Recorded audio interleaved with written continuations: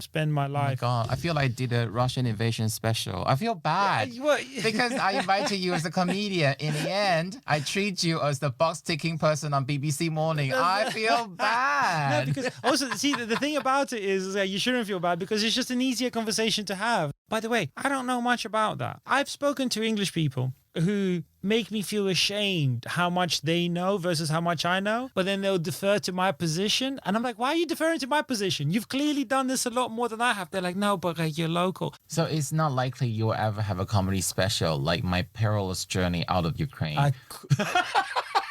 Mate, if I do that special, just come and slap me. Hello, welcome to Comedy with an Accent podcast. I'm your Taiwanese comedian, Kuan Wen. I interview comedians who perform English stand-up comedy but who are not native English speakers, or they can have a very distinct British regional accent. This podcast is all about comedy, about accent, about languages, and about the comedy technique. So stay tuned if you're interested. A minority language suffering threat.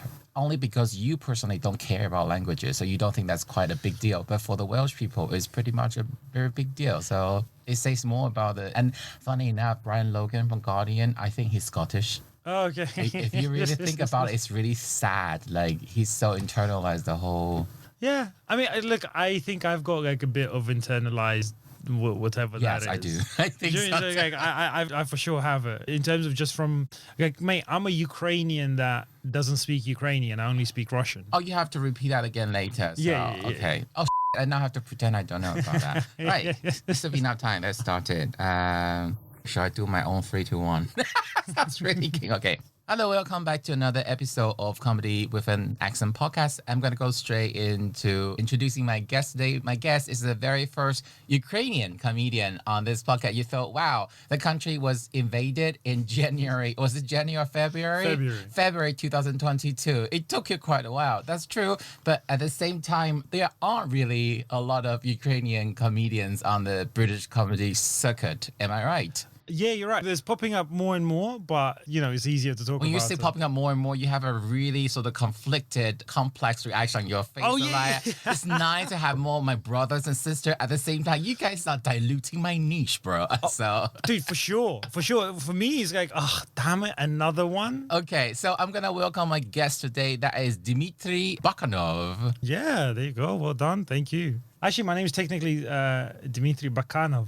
Bakanov? Yeah, the accent is different. Like, it's a second syllable that you have to hit. I am very honored you're willing to correct my pronunciation. Because I watched quite a few clips. I don't think you really... Like, lots of guests I have stop caring about how their names are pronounced. They just think that it's a fight they are never going to win. Wait, not only that, I only corrected your pronunciation on this podcast because it's a language-based podcast. Yes, and I say my name in a British way. Yeah. Once, there's a comedian called Sasha Ellen. I don't know if you've ever met her. She's Russian, but she speaks like English perfectly. Like, you wouldn't even know she's Russian. And she introduced me by saying my name properly. I was confused. When I was walking on stage, I was going like, I haven't heard my name said properly in years, and I don't say it properly myself because it kind of cuts the ear for the audience. I prefer to do it in the English way because I live here. And it's more likely they will spell your name correctly to find you if they manage to. Yeah, exactly. Yeah. So it's Bakanov. Is that what you're saying? Yeah. So it's the second syllable is stressed. Yeah. I will only go as far. I wouldn't learn how to write them in the Cyrillic alphabet.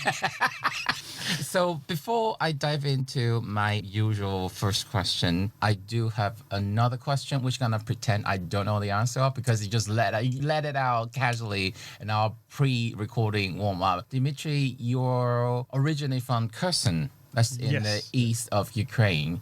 That's like the contest. South. We're talking about the Russian occupation, and Kherson is pretty much on the front line. Yeah. And also, Kherson is where, prior to the war, there was a stronger support for affinity to the Russian culture in a way.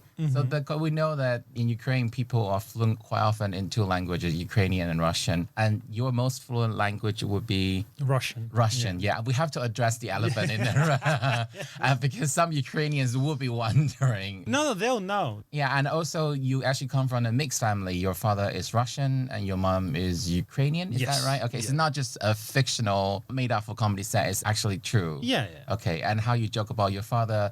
My father is a good Russian. He's dead. Is that a joke or is that true? This is true. He's dead. Yeah. Okay, okay. I'm sorry to bring this up. No, This it's is fine. the No, conversation. no. Basically, everything in my set is pretty much true. Okay. Yeah. Because Ukraine is a really big country and he has sort of very complex situation or like a social understanding when it comes to language identity, especially after the Russian invasion of Ukraine. I want you to know which side I'm on because I'm not calling it a special military operation. I call it an invasion, so it should be self-evident.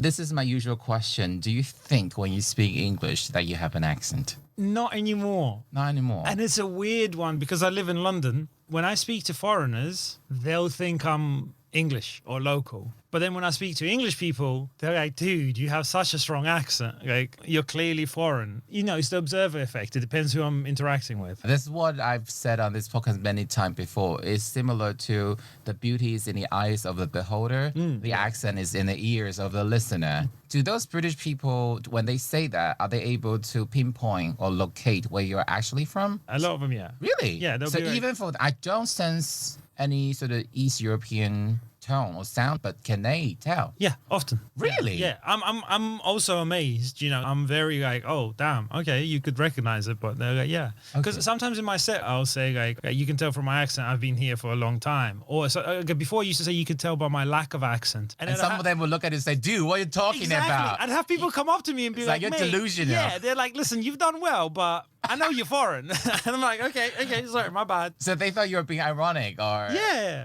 Yeah. But I think you are, for me, as a non-native English speaker. I feel like you are like a lab animal, you know, like a guinea pig. He was genetically modified, but he was only 90% complete. So it's not quite...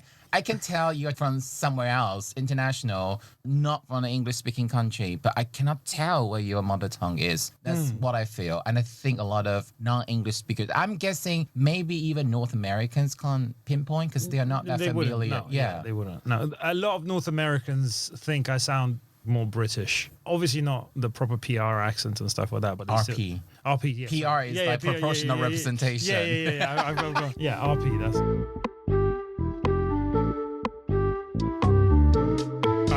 Yeah, RP, that's a renounced pronunciation. I think you have a similar... Received pronunciation. Yes, received pronunciation. Yeah. You're probably more like Bridget Jones. I know that's a weird analogy, but your accent is kind of like, okay, sounds weird when I say it, like artificially constructed. So it could be like an international school accent. Yeah. It could be like a diplomat, military personnel's children's accent. It's clearly following a specific kind of standard English, but not quite, just a little bit short of getting there. But it's pretty close. Yeah, and like people that learned English, I learned a lot of it watching TV, which is mostly American TV. So it's a mix of that. Plus, it's a bit of a mix. What did you watch mostly? Like Friends. Friends is like one of the easiest things to learn English from. Yeah, I remember reading an article. It says that the impact of Friends is that the younger generation that grew up with it use the word so a lot more often. Oh, really? Yeah. Okay. Like prior to that, they don't use it so ubiquitously. It's like, that's so good. So that as an adverb. This is going too far. So I have to roll it back. When I was going through your clips, I thought you still have this dignity as an East European, so you don't try to overdo the accent. Then I heard another podcast you've been on. The fact is you can't do the accent anymore. It's not like you don't want to do it. It's like you are not capable of doing it. Dude, I'm so bad with accents. I cannot do accents to save my life. I can't sing. I can't really control my voice that well. I don't know if you heard me say it in that podcast, but it's like I tried when I started comedy and people were like, oh, play up your Eastern Europeanness. Because it's one of the things like when you start in comedy, they're like, oh, play up your USP, whatever it is. So people are lazy when they give you that advice as well. So they just look at you, they go like, you're foreign. Talk about that and be more foreign. So I did like a 5-minute set trying to be more Eastern European. Got no laughter. Came off, went to my friends and they were like, dude, why were you pretending to be Indian?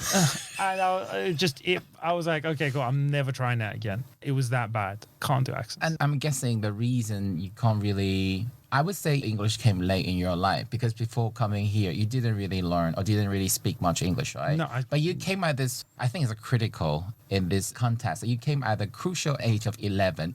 And that's where your mother tongue was supposed to develop into a more literal adult conversation of fluency. But you learn English, I wouldn't say late, but not as early as like fluent in terms of a native tongue. Yeah. It's early enough, but it's not early for like. So if you learn it at a certain age, I think it will be easy to achieve what they call like the accentless fluency, Yes, right? yeah. And then when you learn it after a certain age, however hard you try, you can always tell. 11 is that age where you kind of pause your native language to a degree. You took on the second, but the second one, your accent will always kind of show. Is English a completely foreign language to you? Maybe not, because I think it has fused partially into your system. But has it fused enough so that you'll be considered a native speaker? Also, not quite. And I say that is because when I was in primary school, lots of my classmates moved to America at the age of 10, 11, or 12. So these days, they're mostly Americans, in some cases Australian and New Zealanders. So they would consider themselves to be Americans or Australian or Kiwi, but they always speak with a little hint of a Mandarin accent. Yeah, I think you're right. It's I think if I really wanted to hide it completely, there are ways of achieving that. But you don't feel that need to. It's like, I've done enough integration. That's it. I don't care enough. Because like I've got a good enough control of the language where I'll make fun of English people that don't know English as well as I do. Right, at the point at which I can. Grammar, turns of phrases, even certain words pronunciation. And I always find it hilarious, but I stopped correcting people when they couldn't distinguish between fewer and less. Yeah. I tried to date a girl recently. She's an English girl, grew up in London. But literally, I thought at the beginning she was joking when in text messages, she didn't know the difference between your and your. No, it's an epidemic. I thought it was a joke. I thought it was a bit, and I kind of made fun of it, and she got a bit defensive. And before the therapy, I would have continued making fun of it, but because I've done therapy, I was like, okay, I'm going to just leave this alone. And then later on in conversations, whenever it would crop up, I could see there was literally a coin flip for her, whether she'd go for one or the other. And it made me sad because I kind of went, oh man, you're English and you don't know. It's the same thing as when I speak to somebody and they'll say something like, oh, we was. But sometimes they say it's a London dialect thing though. So there is that. I think it's one of the things that happens when you do have to consciously learn a language. You become a lot more pedantic, or at least I have, about the use of certain words. And I've had wild arguments with partners in the past about misusing a certain word, and then we'd get into a whole thing. And then, then you look back on it and you go, why was that so important? But I think it's because when I misused Did you words, say you broke up with girlfriend because of grammar? I stopped seeing that girl because of the grammar, but look, girl, you may be hot, but your I know. lack of language sophistication is driving me. Dude, I'm a comic. I dated before a girl for like over a year who was Italian, and she'd come over here to do a master's. So she was a smart girl. She was doing a master's in English, but it wasn't her first language. As a comic, it's not even as a comic, but I think it's more like I went into comedy because I like language so much. So I would do these turns of phrases that would just go straight over her head. She literally wouldn't register them. And to me, that was deflating. So I couldn't, it wasn't as enjoyable being in that relationship because when I wanted to connect to somebody that I care about, obviously, I wasn't able to. But do you not think when someone is very loose with language, they are probably more like, because they destroy and they construct, right? They're so loose of language, they'll come up with the idioms or turns of phrases not entirely correct. And that itself becomes funny. So this is how like Shakespeare created so many English words, because he was using the language in a very loose way. Yes, there's a lot to be said for that. And I think I've read before that English is now one of the fastest developing languages because there are so many people abroad using it and often getting things wrong, but in a way that's still workable because the whole world is using English thanks to the internet, or a large chunk of it. And because of that, there's so much input into it. There are so many evolutions. And that's why English is developing very, very quickly right now, faster than a lot of other languages. I don't know if that's true. That's just something I read somewhere, but it makes sense to me. However, because of my personal journey and my personal pedantry, I like to make sure that I'm using words very specifically. Did you get beaten by like your English teacher, or you went to a very severe boarding school? No, mate, I'm ghetto. I went to a very ghetto school. You went to a very ghetto school. Very ghetto school where nobody Evidenced by the fact he said the word girl, gal. He's been saying gal. I don't know if you Gal. noticed. That's a London twang. It is a London thing. Yeah, I only do gal when I watch Drag Race. No, Drag Race girl. But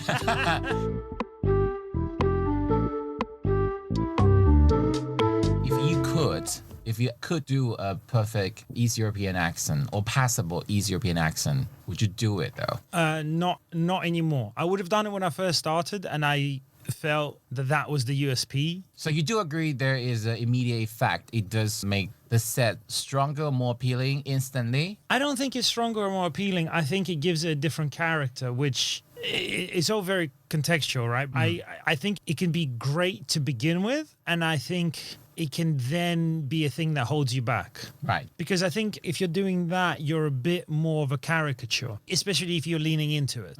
So I have a mate who's he stopped doing stand-up about a year ago now, but he was Russian. And it was interesting because... Is it Yeah. So yeah, there you go. Cool.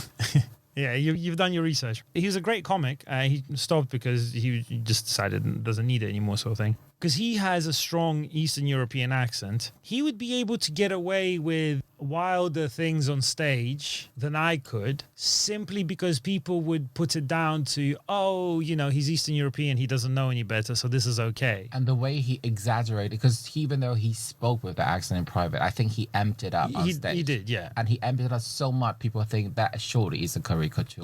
Yeah, so they literally saw him as, Borat or a version of Borat. So this guy can say whatever. And it's weird because then it's like, it takes away his actual humanity, but they go like, no, but it's okay for him to like say this stuff about women or whatever because he doesn't know any better. Where actually is a very, very accomplished human being. He did one joke which I really wanted to do, but he did it first. Which one? I always thought there is similarity in the sound of Crimea and Crimea River, and I wanted to try it. I was never able to find, because I don't do many one-liners. I don't know where to put it. And once I wanted to send the same gig with him, and he did it, I said, no. But now if I do it, it'll be like I'm stealing from him. Yeah. So if you think about your thought process, even if you could, you wouldn't want to do that. Is it because you wanted to be less a caricature? You don't want any foreigners in the eyes of audience, or you just don't want to be taken seriously? Why would you not? If you really analyze and think about it, what's the reason you may not want to, even if you could? It's down to my individual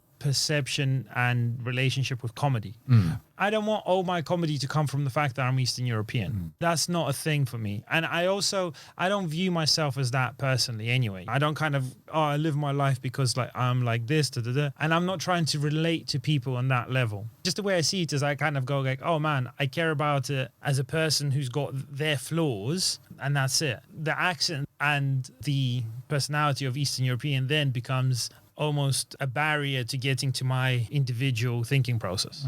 Okay, the follow-up question, I hope it's not too personal, but if you think about the fact that you came here at such a young age, or 11, and so you kind of lived a third of your life in Ukraine and then 2/3 of your life in the UK. Yeah. So would it also be difficult for you to lay claims on the Ukrainianness? Do you know what I mean? 100%. Because you left early. 100%. And you left when the Soviet Union just collapsed. That was a long time ago, and lots of things happened. And so many things happened in the last few years, almost like a decade has gone by just in the last few years. So your memory of Ukraine is a lot of what young Ukrainians do not necessarily know or experience in person. They wouldn't. And also, this is one of the things that on a personal level, I don't like when comedians go like, oh, I'm from this country, so this means this. The reason I don't like it is because my memory, first of all, like I was born in 87, the Soviet Union collapsed in 91, so 4 years later. Like, so I was born technically in the Soviet Union. Then in 98, we left. But my knowledge of Ukraine isn't of Ukraine. It's only of Kherson, just the one specific town in that one moment in time, which was the 90s in the old Soviet bloc are known as the Wild West. Yeah. Because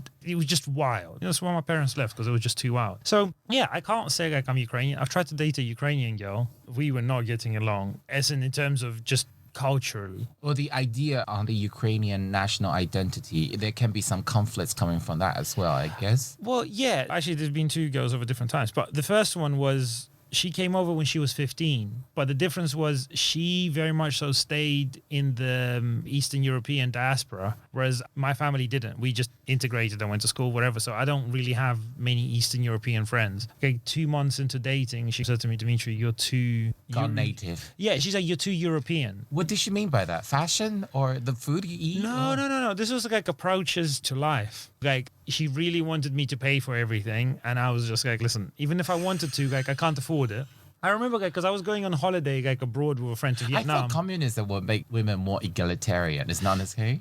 So it kind of did. But what happened in the 90s in Ukraine, because it was the Wild West, there was a lot of indoctrination into get yourself a man that can support you because you don't know if tomorrow's coming. So you need a man that's got resources.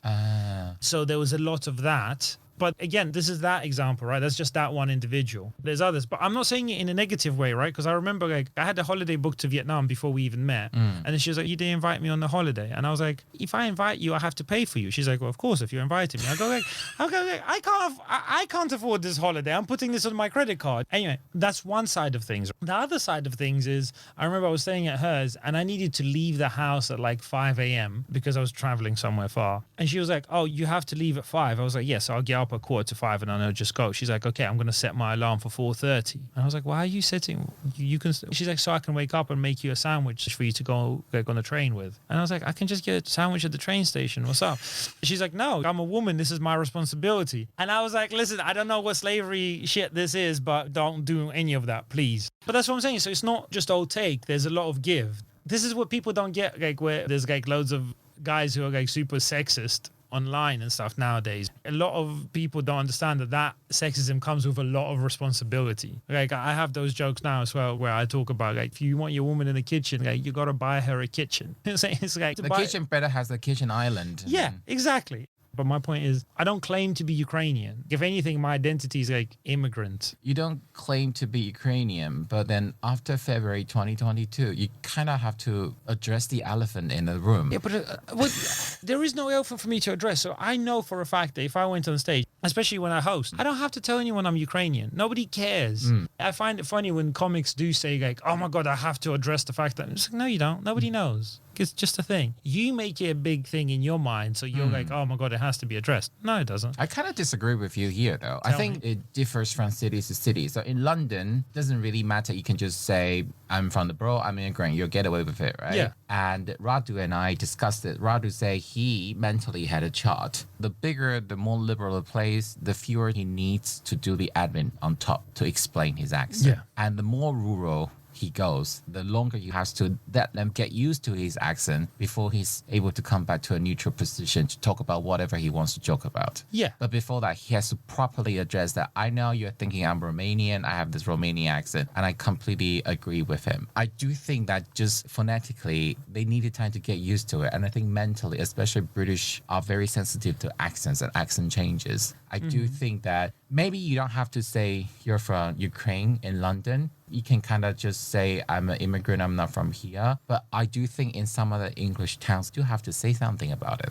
That's what I say. I disagree a little bit. I get what you're saying. But I also, like, if you break those shows down into different types of shows, right? So if you break it down into a show where it's a comedy club versus you're going to a village hall and you're entertainment rather than stand-up. That's a good point. Yeah, village hall and comedy clubs not exactly the same. Yeah, so any comedy club I go to, I can do it without addressing it. But if I'm in a village hall, that's different because they're not coming out for stand-up. They're coming out, that's the event that's happening there that week or that month. Ah, I like the thinking. I never thought of it like that. Yeah, so for me, there will be the differentiation. So the comedy element is not indispensable. They just had to be something. Yeah. A reason to go out. Exactly. Do you not think, though, the reason you may be able to be exempt from explaining where you're from and your accent, because fundamentally and objectively, your accent is very mild? Well, like I said before, right, when I'm outside of London, British people will be like, well, it's not that mild. It's not that mild. But it's still a lot milder compared to Vlad, for example. Yes. Yeah. Can you imagine Vlad going on stage and never address his accent at all throughout the whole comedy set? I understand. Vlad, we love you. Thing. Yeah, look, I understand. Listen, it's a completely common thing. It does happen with people that they have to address it. but I don't think you do every time. I just don't think you do. Sometimes, of course, if the audience is particularly rowdy or drunk, or it's just a certain type of audience, maybe you have to say it. Like, there'll definitely be times when you have to. I also think it's just one of those things where it's been repeated so many times from one person to another that they feel they have to. I don't think so. Even like as an Eastern European, the country's like multicultural enough to be like, oh my God, like, you know, he's speaking with an Eastern European accent. Why is this happening? So no, they'll be like, yeah, he's from Eastern Europe. That's fine. Do you know what I mean? So it's like people will figure that out straight away. A lot of these things of like address your accent, address your appearance, blah, blah, blah, they stem from the early days of gigging. And they're like easy things to do jokes from. Let's say, for instance, Ian Stone, who's an amazing comedian, one of my favorites on the British circuit. I think he's just a genius. He would address the fact that he's Jewish and he's got like a very big nose, and he would just, you know, address it at the start. But I've seen him do loads of sets, never ever talking about that aspect of his life or his face or his nose, whatever. Because you don't need to. Like when you're starting off in comedy, you kind of get given this rule and you go, okay, I'll do this forever now. And then you just don't need to. That's a very good point, though. Interesting food of thought. We agree on there may be an issue. We identify the problem, but then we prescribe different medications. So we came up with different solution. And what you're saying is that it can be due to multiple reasons, but you haven't done a scientific research to see if I take out the control element, what is the key variable? And it could just be that you were not good enough, or it could be that instead of addressing your ethnicity, nationality, and your accent, you could just do jokes in a different way and you can solve the same problem. Yeah, logically, that's absolutely, I think that's true. And there's a lot of the placebo effect and stuff like that. But also, I think like a lot of acts don't want to give it up because it's their USP. You can do loads of jokes because you're X, right? So you're like, oh, I'm X, so I can say Y. And it's like, you can just say Y without explaining that you're X. But it takes a bit more nuance with the jokes.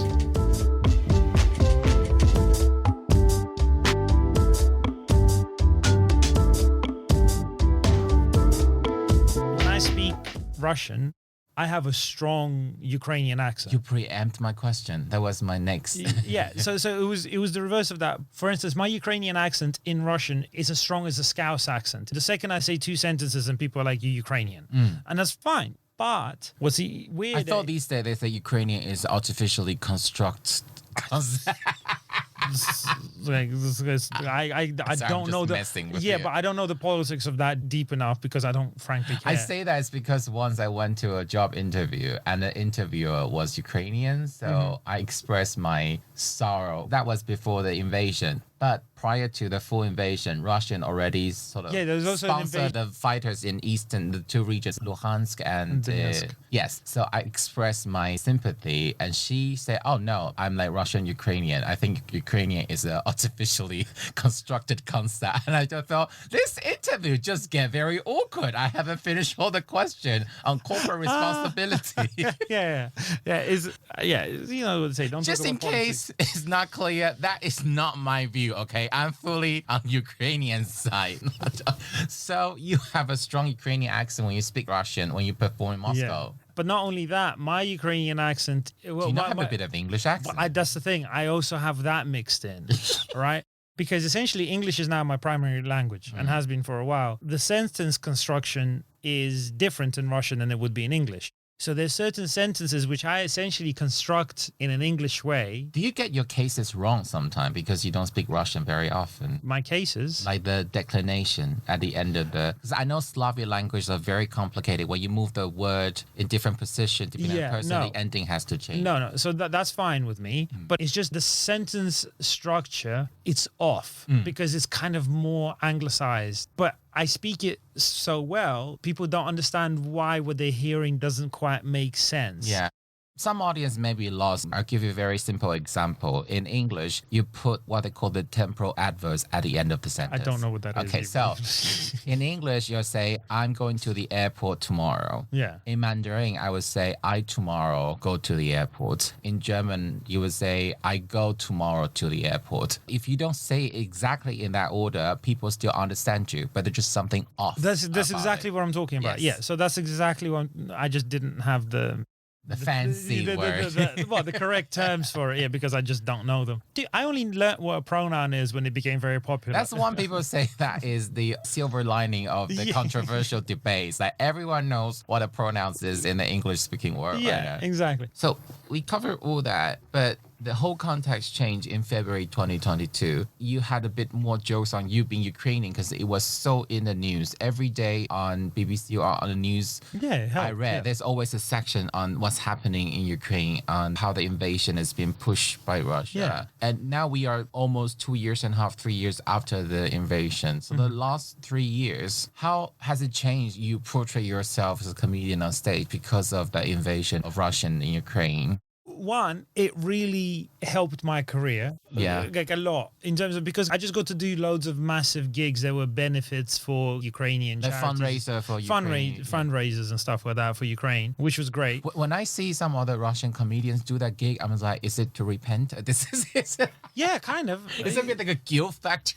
Yeah, there's a guilt factor. There's also like, hey, look at me, I'm one of the good ones. But also it's just like, you can do that gig. It's still a nice gig to do, You can do that gig without having any of that guilt as well. You can just do it because like British comics are doing it because they're like, were you asked to go on BBC Morning to talk about the invasion as a Ukrainian person? No, I did some random thing on, I think it was like Channel 4 or 5. And then I did the Headliners, which was on GB News. Yeah. But again, it's an interesting thing, like where a few different producers got in touch with me for like Britain's Got Talent, because somebody gave them the brief of like, look for a Ukrainian guy, right? And then they would see my material and they'd be like, that's not for us. Because honestly, I could have done so much more if I just lent in and made my material like, oh, it's poor asses. And essentially, if I made it to me, not to somebody else, but to me, not funny, but more playing into the thing. Can you give a more concrete example what you mean by playing into the thing? So the context is Ukraine now is invaded by Russia. The Western world has so much sympathy and kind of feel bad for neglecting Ukrainians' prior claim that we are under threat, things like that, right? When you say as a comedian that performed, you could have leaned more into the thing. What do you mean by that? I could have talked about, the suffering that my family and friends are going through. Portraying yourself as the victim. Yeah. And also being that person that's the messenger for the country and kind of giving a moral stance and reminding people in the West that they could do more and they should do more and kind of bringing to them the suffering that's going on there from a personal perspective. And so I could have done all of that. And somebody else, I'm sure, would have done really well with it and really meant it. But for me as a person, that's not what I find funny. What I found funny is to say that I don't really care about it and I'm enjoying the benefits of like extra gigs that I'm getting and stuff like that. I know how that sits and I understand how that sits, but that's just how I like to view it and how I like to present the comedy, Because like, your philosophy is more like irreverence. Yes. Right? Yeah. You don't want to take anything way too seriously. Yeah, I don't want to take stuff too seriously. And I also don't want to... Yeah, fine. I'll get on gigs because I'm Ukrainian. I understand that. But I don't want to then go on and lecture people in the audience that came out to a comedy show about... You're not doing enough. You're not doing enough. Yeah. It's like, if anything, it's not going to make them do anymore. I personally don't believe that. I've been lectured in audiences about Ukraine and about other things. And I was just like, can you stop this? Like, just continue the show that I came here to watch. Okay, just to give people a little bit more nuances, the whole context. Dimitri, I think he started performing comedy a year or two before me. But for whatever reason, we rarely gig together. We gig less than 5 times together, I believe. Yeah. No, fewer. So I asked to see him again before this recording. In his joke, he talks about the Ukrainian war, and we are now more than 2 years into the war. So you can sense the overall Western society has a bit of apathy, a bit of, we really should help Ukrainian more, but I really hate this inflation. I just hope the whole thing will go away. Yeah. The sort of simplistic thinking, and it's creeping out in the Western society. In this context, Dimitri's joke really worked. Like, yeah, but I'm not going to fight in a war. You joke about, you do it like the British people, you basically just hide. And you tweet or you talk about it, and that's the most you would do about it. I wonder, though, that joke will work now. Did you do the same joke 2 years ago when the war first started? Yeah. You did. It was Right after the invasion, you did a joke like that. on the day of the invasion. Did it work? Yeah, it killed. Well, first of all, this is the second invasion, right? Yeah. So the first one is Crimea, and after that, the separatists in yes, Eastern that was Ukraine. 7 years before the 2014. Yeah. So it was just an escalation of violence, right? But for me personally, the funny in comedy lies in allowing people to laugh at the thing almost guiltily, but be like, like something relates. So, dude, it's like, mate, frankly, like I've helped people get out of Ukraine rather than serve in the army because, like, why? I don't know. Maybe I'm too old to be convinced to die for the motherland sort of thing. I'm just not that way inclined. I joked about that when Israel-Palestine first kicked off. Well, it's not first, but you know, the This most round. recent, This round, the yes. most recent one, when that kicked off. Like I think 2 weeks into it, I had a joke. I was like, listen, I don't know what side you're on, but mine depends on who I'm talking to. Like it would crush, and people would come up to me after shows and be like, mate, that's Because your ethos is to help the audience channeling and release the dark thoughts they were too afraid of saying in public. This is almost like inappropriate, but they do think about this, right? Yeah. And that's what makes it funny. I don't think it's necessarily like, oh, you're all thinking this, but I'm saying this. Yeah. I think sometimes it's like, isn't it fun to play around with this idea? Or sometimes it's like, you know, it's okay. You don't have to, because everyone's telling you like, you have to feel guilty about this and you have to feel guilty about that. It's like, do you? Or is it okay for you to be concerned about the rent that you have to pay this month rather than what's going on somewhere else that you don't really know about, but you all of a sudden have to have an opinion? For me, it's like, it's just allowing people to allow themselves off the hook, where it's like, yeah, you don't have to feel guilty about this massive geopolitical event that you have negligible influence on. You know, it's okay that you can worry about the rent. I don't think you even have to mention you can worry about the rent as a reason to feel bad. Yeah. They don't have to if they don't want to. Yeah, though. exactly. So I'm saying it's like you can continue to exist in your own life. Everyone's forcing you like, you should care about this, you should care about that. Dude, for the first year after the Ukrainian invasion, honestly, I could see the audience's relief when I was like, yeah, I don't really care about the war. I could see their relief because when I'd come on and be like, I'm Ukrainian, you could see people just be like, oh, I'm about to be lectured. And then I'd be like, oh, I don't really care about the war. And they'd be like, oh my God, this is just going to be jokes. Great. But those audience, are they mostly non-Ukrainians, mostly British? Well, British and like I perform all over the world. So Have you done the same jokes to a crowd mostly Ukrainian? Yeah, Immigrants. I've done it How to a did it lot of go? Ukrainians. I've done it where it's gone really well, and I've done it where people wanted to fight me. You know, I remember I was doing a gig in Vienna, and this guy, he really wanted to fight me. To be fair to him, he'd just come over like 2 days before. He just got out of Ukraine. This was like a man in his 50s. His city was bombed, and a bunch of his friends died because their apartment blocks got hit. And he was in a random place in Vienna with his daughter because his daughter lived there. And they decided to go see some comedy because they saw a Ukrainian guy was on. And I was doing these irreverent jokes. He was, you know, he was calling me a traitor, blah, blah, blah. He wanted to fight with me. And I completely understand why that material wasn't for him. Yeah, of course. Sure, you're upset. You're not the audience for this. It's the same thing as like, I would never say those things to him. Just to hurt you. Yeah, just to hurt him. Even just as a discussion, because I understand this person's gone through a traumatic thing. He's nowhere near ready to have that conversation. Even if he was, it's like, who am I to have that conversation? You know, I'm a persona on stage. That's the thing for the stage. Off stage now, it's like, I'm not going to push somebody's buttons for no reason.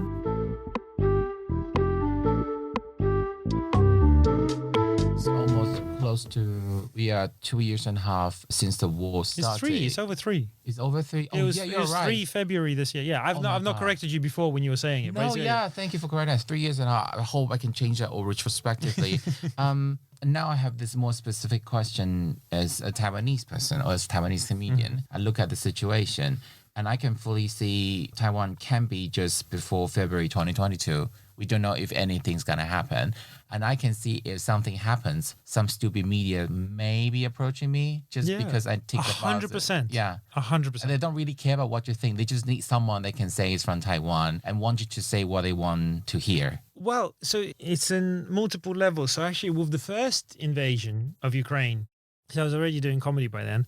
Like I literally had, there was like a BBC politics program that reached out to me and they were like, hey, we'd like your take on it. And I go, based on what? And they're like, well, like you're Ukrainian. But before bringing me on, they wanted to know my actual take. And I was like, well, this is my take. And they went, oh, no, cool, thanks. They actually didn't even say it. They were just like, oh, we'll move on to something else. Right? So what they do is like they'll find people and they'll be like, give us your take. Oh, no, you don't fit the format of the show because we've already got somebody from that perspective. We want another perspective. And that's what they'll do. And it's okay. Listen, if Taiwan gets invaded, or if stuff with Taiwan really kicks off, there will be producers for multiple different shows that literally scroll through the internet looking for anyone who's Taiwan adjacent who they can bring on. You have joked that probably a bit on the nose for some Ukrainians. You're saying your job is not to lecture people. You hate it to be lectured. I agree with you on the broad principle, but I think my approach with you is slightly different though. I feel maybe my sense of my own country's victimhood is a bit stronger. But I also know people came to a comedy show for comedy. So the different compromise I make is like my ultimate priority was still to do propaganda for my own country, but I do it in a slightly funny way. So it's more digestible. It doesn't come across as condescending. But if you ask me deep down, yeah, I'm still playing that card because I want to do more to help my country maybe on the war front. I may not be a good fighter, but I can use comedy as a medium to achieve that. But I think you have I treated the purpose of comedy as more dispensable. Comedy for me is more a tool. It's a means, not the end. Yeah. Also, don't forget, like, your relationship to Taiwan is entirely different to my relationship to Ukraine. Yes, that's what I want to know. So can we talk about this? Sure. Which I don't like Ukraine. Okay. Like, as in, I don't mean it in a, like, I dislike Ukraine. I just mean, like, yeah, it's like, it's a country. Cool. That's it. Like, I like the food. I like some people that live there because they're my friends and family. But that's about it. I like it because I've got certain affinity to certain places where I grew up, nostalgia purposes. I'm not like, oh my God, I'm going to go fight. That was never a consideration, not for a second. Is it weird then for you to be addressed or labeled as the Ukrainian comedian Dimitri?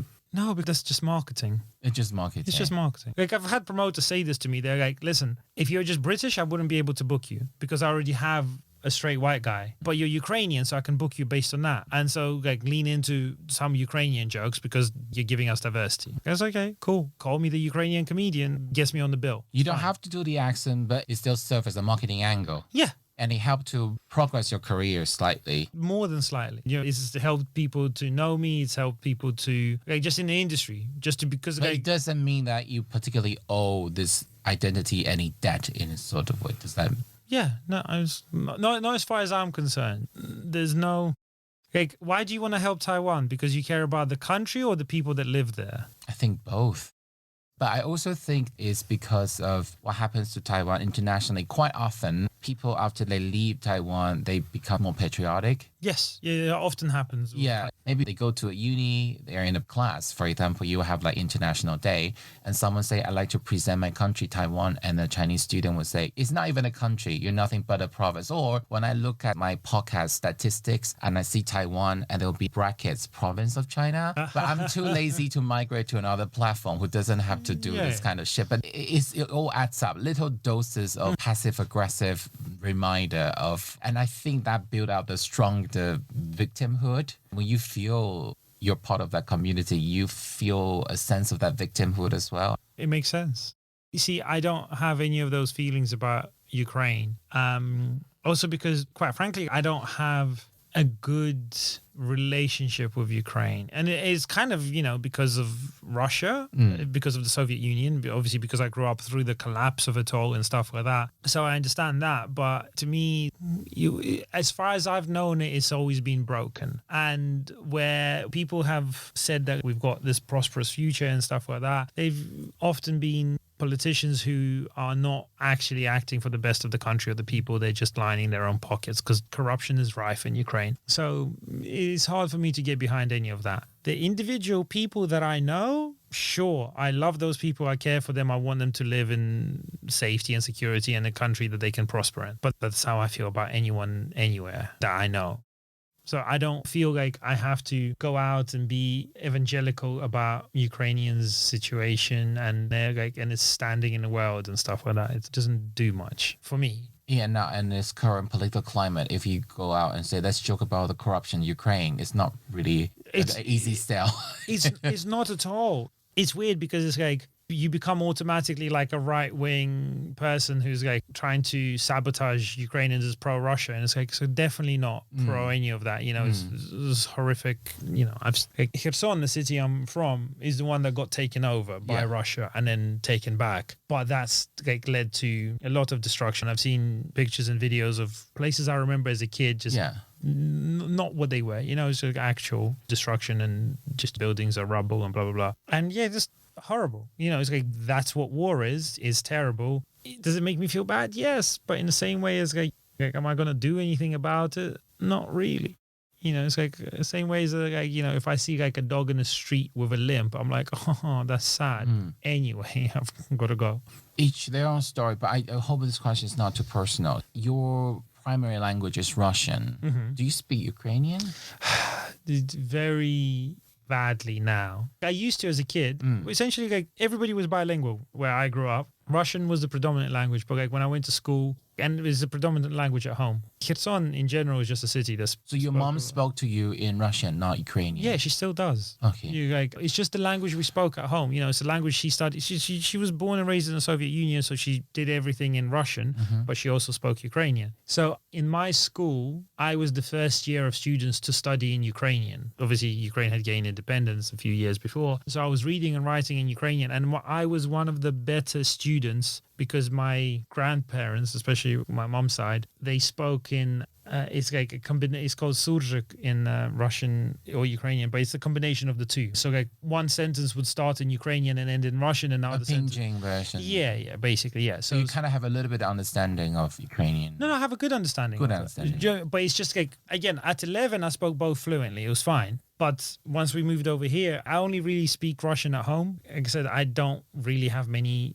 Eastern European friends at home because we only spoke Russian. It's only Russian that I speak now. And the Russian is the one with the strong Ukrainian and a little bit of English accent. Yeah. Say a Ukrainian TV or radio want to interview you in Ukrainian. No. Are you able to do it? No, it's not going to happen. It's not going to happen to the point where I've had negative interactions here with Ukrainians, not at shows, just in general, where I'll meet them and they'll be like, oh, you're from Ukraine? It's like, yeah, because their English is not great. So they'll want to speak in Ukrainian and I'll answer them in Russian and they'll be like, why are you speaking Russian? Yeah. I was like, well, but they can hear and they can speak fluent Russian. And I'm like, well, my Ukrainian's not that good, you know, so I can't speak it. I understand like 75% of what they're saying. And then they'll be like, oh, this is a shame. You should speak Ukrainian. I'm like, mate, we can speak English. I can speak English. Or like you can speak to me in Ukrainian and I'll answer you in English, whatever. And then they get upset because they're like, you should represent your country. It's like, no, I shouldn't. My mom's a doctor and she's had patients come in who want to speak to her in Ukrainian, but she's practiced medicine in Russian or English. And she's like, I'm not practicing medicine in Ukrainian. She's like, I'm not as comfortable in it. I don't know certain terms because, you know, when the term becomes very specific, you don't necessarily know the term unless you're working in that language. So she's like, look, I can do it in Russian. I can do it in English. Pick. And they're like, oh,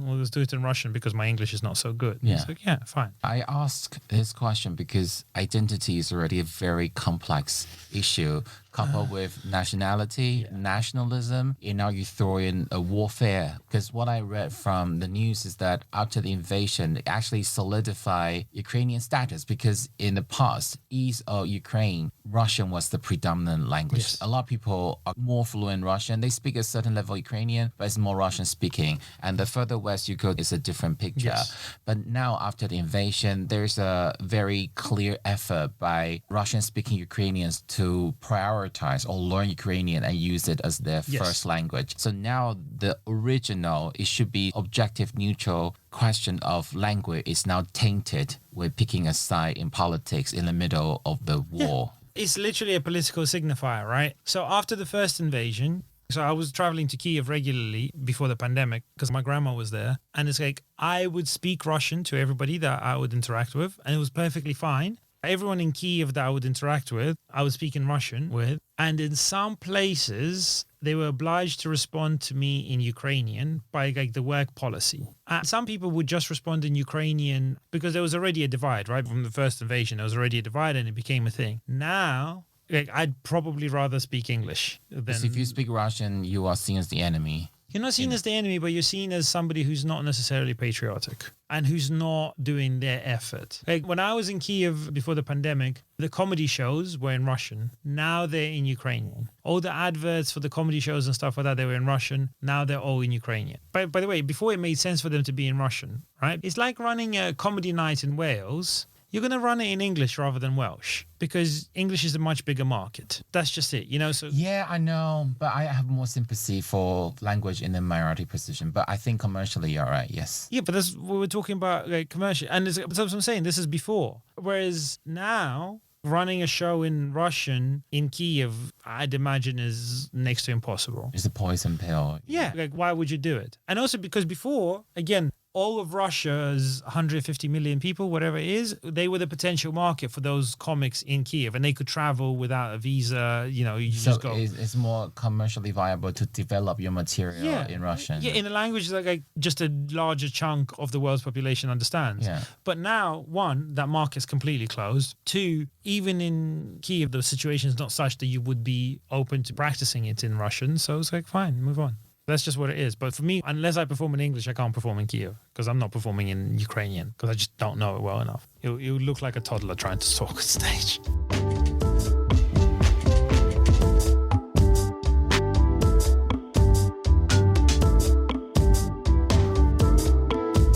It's like a toddler trying to talk on stage. I don't know how to follow up on that. You don't have to. I don't know. No, I don't have a smooth segue.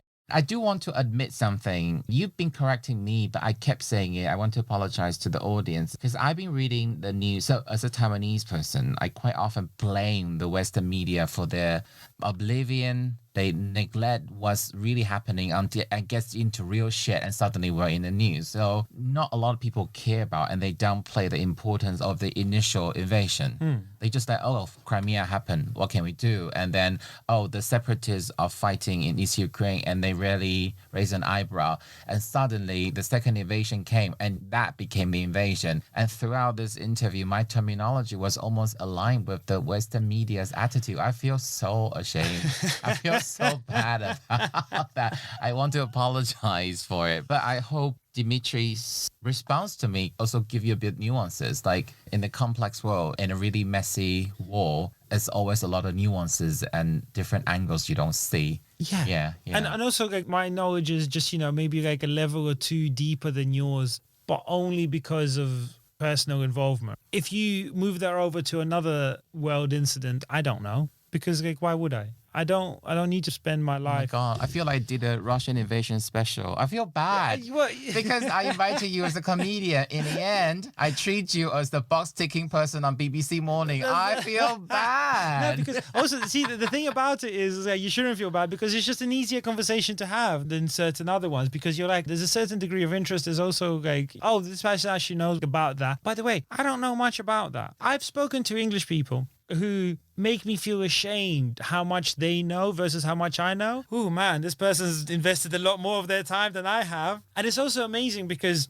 people like that, they're generally quite smart people. And it's so funny to me when they've done way more reading and understand the situation in way more detail than I do, but then they'll defer to my position. And I'm like, why are you deferring to my position? You've clearly done this a lot more than I have. They're like, no, but like, you're local. And I'm like, listen, you've read and you understand a lot more. The fact that you're deferring to my knowledge is almost kind of, I don't want to say racist because that's not the word, but it's like they're giving me credibility over their knowledge and their work because I'm from a place. But it's like, I haven't done the work that you've done. I don't know. Cool. I know a few personal stories, but like everything, personal stories are personal stories. So it's not likely you'll ever have a comedy special like My Perilous Journey Out of Ukraine.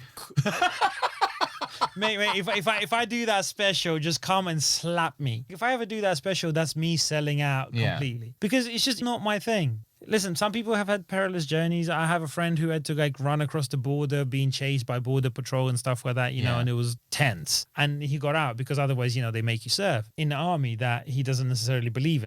So it's like, there's people that have done that, but also it's like, it's just you taking a thing that's happening at a world level and monetizing it for your own personal gain. I call that war profiteering. And listen, I'm engaged in it as well, but at least I know I am. I'm not. And at least you're upfront and honest about it. Yeah. I just want to let you know, I didn't ask you to be on only because the second invasion. Yeah.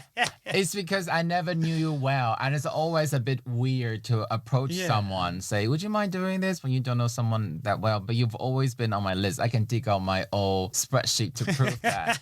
And prior to recording today, I was not quite sure how to treat this. I have a lot of sympathy, but I also don't want victim porn. I think it wouldn't do Ukraine justice. And what I learned from the few press clips I've read is that comedy show goes on because this war goes on. People have to find a way to keep on living. It was a surprise, but it makes sense to me. People still try to, you have to pretend there is a normalcy that's going on in the world. You have to resume the daily activity. People still go to comedy shows. So we put in some jokes here. We talk about what you feel like in your capacity. You left that early. You just say, this is what we can from our perspective. And the war is still there. We're not denying it. But we also hope that when there's something we can laugh about, hopefully the little bit of laughter can give you a little bit of release, however short they are. Yeah, it's true. And life does go on. It's still going on in Ukraine. It cracked me up. I was talking to my friend who'd lost his job because the industry he works in wasn't working, obviously because of the war. And I was like, do you still have to pay rent? He lived in Kiev. He's like, of course. If anything is going up.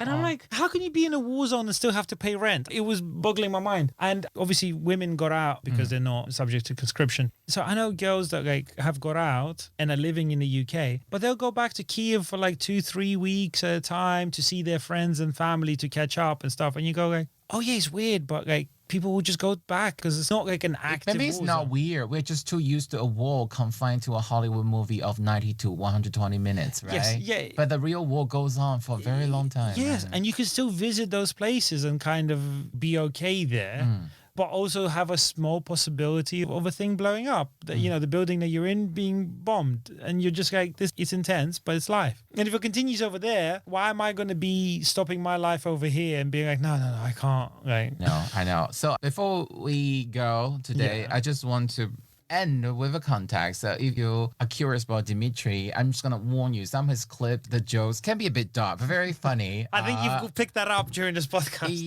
Yes, just to double down on that, Dimitri jokes about Ukraine will do really well at Paralympics next time. So this is kind of the comedy angle he takes in his comedy world, and I hope that everything makes sense to you. How do people find you on social? Do you bother? Do you want people to find you on social? You do? Yeah. Listen, I know. I'm not putting. I will be putting more effort in, but yeah. This is not accusing you. I am quite lazy myself, but yes. How do people find you on social media? Yeah, just Dimitri Bakanov on Instagram. That's the place. Do you see he anglicized his name again? Just for you kids. That's how I say it. That's how I say it, so people understand it. Dude, it's annoys me. Bakanov, like baklava in November. I didn't understand any of the explanation, but fair enough. No, no. That's how people remember how to spell it. Oh yes, thank you. Yes, okay, cool, fair enough. I was that threw me completely. But mate, it's like, dude, you have to say it in the way of the country that you're in. Do you know, it's like, mate, if I meet somebody and they're like, oh, my name is like, and it'll be some weird niche Indian name or even Chinese name when they don't adopt George as their name and they're like, it's a niche name. And I'm like, mate, say it in a way that's easier for me to understand. Because I'm here. This is what my ears I used do. to. I already do. And they drop half of the syllables. I'm like, there's no end to these English speaking people. All right. On that note, we're going to go right now. If you like this episode, please subscribe or give us some review and follow me and Dimitri on social media. And I look forward to talking to you, not seeing you. I won't be able to see you. I would look forward to talking to you next time. Have a good day. Bye.